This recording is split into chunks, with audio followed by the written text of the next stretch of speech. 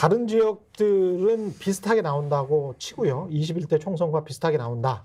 이렇게 가정을 하고 서울, 경기, 부울경의 격전지만 한번 조사를 해보면 예. 그 구체적인 숫자가 나오지 않을까 그런 이제 희망이 있잖아요. 네네. 전망을 해볼 수 있지 않을까 싶기도 한데요. 조금 더 정밀하게 서울 쪽에서는 격전지가 동작을 격전지로 분류하고 있죠. 아직도. 네. 그렇죠. 예, 어떻게 보세요?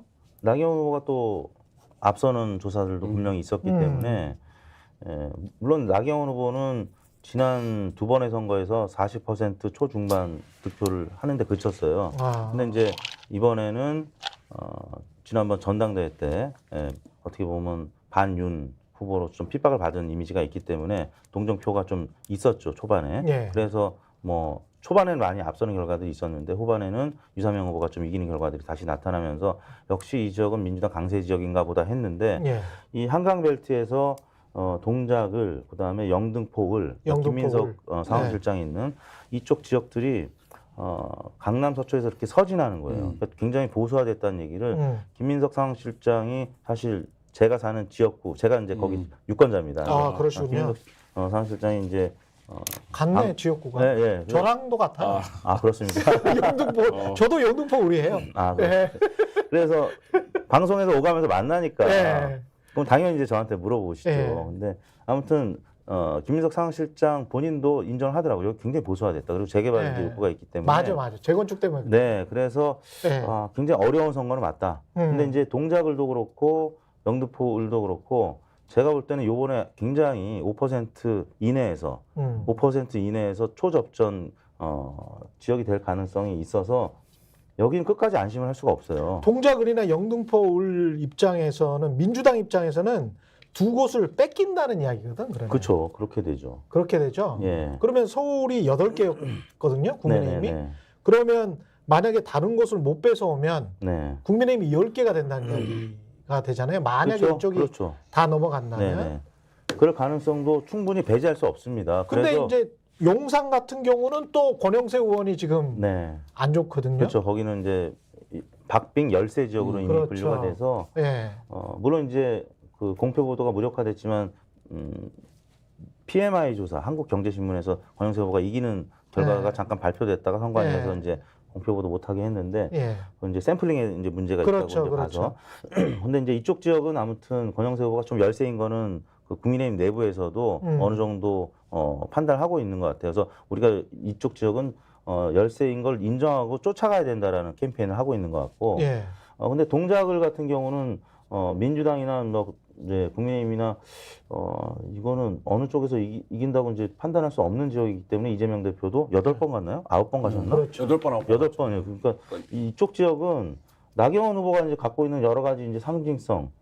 이분은 이제 서울시장 후보로도 나갔고 뭐 대권 주자에 여러 번 오르내리면서 지지율도 나왔던 분이고 지난번 국회 선진화법 조국 대표가 직접 가서 지금 1심도 제대로 지금 안 되고 있다. 4년째 지금 재판이 지연이 되고 있다라는. 그러니까 어떻게 보면 유사명 후보하고의 이제 대결 구도이기도 하지만 정권 심판의 상징적인. 그러니까 원래는 약간 반윤이고 비윤이고 뭐 이런 동정표가 있었는데 점점 다시 친윤으로 이제 포지셔닝 되면서 나경원 후보가 조금은 불리한 국면으로 갔고 이재명 대표가 아무튼 거기 이제 집중적으로 가면서 공을 들이고 있고 한병도 본부장도 그렇고 이재명 대표도 그렇고 여기서 무너지면 서울 무너진다.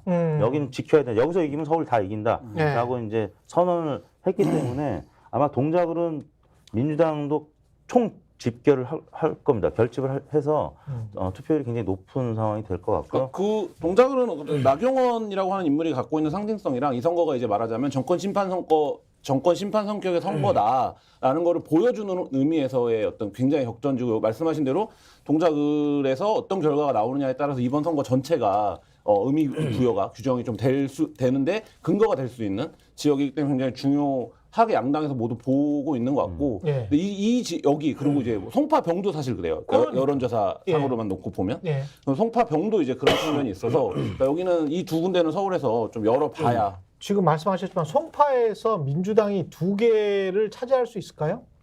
어떻게 보세요? 송기호, 남인순 어떻게 네. 보십니까?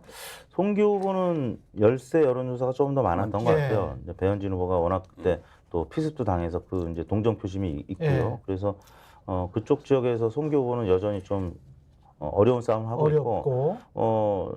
다른 지역들은 해볼 만한 뭐 이런 아. 상황이 이제 나타나고 있는 것 같고 예. 나경원 후보 조금 더 첨언을 하자면 그 원래 이제 이쪽 지역에서는 이제 한일전으로 가자. 그 이제 민주당 다른 후보들이 아마 그런 조언을 유상민 후보한테 많이 했을 거예요. 그 예. 이재명 대표도 나배 발언을 한 거고. 근데 그거보다는 더 타격이 된 게 아까 말씀드린 이제 비윤에서 친윤으로 간 거. 예. 그 국민의힘의 공동선대위원장 맡고 국민의힘의 핵심으로 다시 돌아간 거. 이 부분이 조금 정권 심판론의 피해를 볼 수밖에 없는. 그 부분을 나경원이 피해를 볼 수밖에 없는. 나경원 후보가 지금 그런 차원에서 조금 지지율이 최근 들어서 역전된 결과들이 나타난 것 같고 그런 유상민- 차원에서 권영세도 마찬가지입니까? 권영세 후보는 이제 용산 지역구고 용산 대통령실의 영향을 직접적으로 받고요. 이태원 참사. 그러니까 이제 용산 주민들은 교통 피해가 굉장히 커요. 대통령 이제 출퇴근하면서 그러네요. 교통 그러네. 통제에 대한 불만들이 굉장히 많고요. 예. 또 이태원 참사에 대한 어떤 그런 그러네요. 부분 때문에 국민의힘 지지층이 투표할 동력을 많이 잃었죠. 예. 예, 그래서 이쪽 지역은 제가 이제 이쪽 그 캠프에는 아는 지인들이 좀 있어서 예. 기동량 해보면 아무튼 어려운 캠페인을 처음부터 하고 있었던 거는 본 캠프에서도 알고 있고 지금 쫓아가고 있다 이런 부분들을 얘기를 하고 있습니다. 지난번에 워낙 그 서울에서 죽을 썼기 때문에 국민의힘이 동작을이나 영등포을을 뺏어오고 그 다음에 양천갑이 황희가 굉장히 고전을 하고 있던데, 네. 예, 구자룡과. 네네. 그래서 이런 것들을 생각을 해보면 서울이 쉽지 않구나. 민주당이 네네. 한두 개 뺏길 수 있겠다. 그런 생각 8개에서 한두 개 뺏길 네네. 수도 있고 9개나 10개가 될 수 있겠다. 그런 생각이 들더라고요. 한강벨트에서 예. 동작, 그다음에 영등포, 그다음에 양천까지 가면 계속 서진을 하는 건데 그렇죠.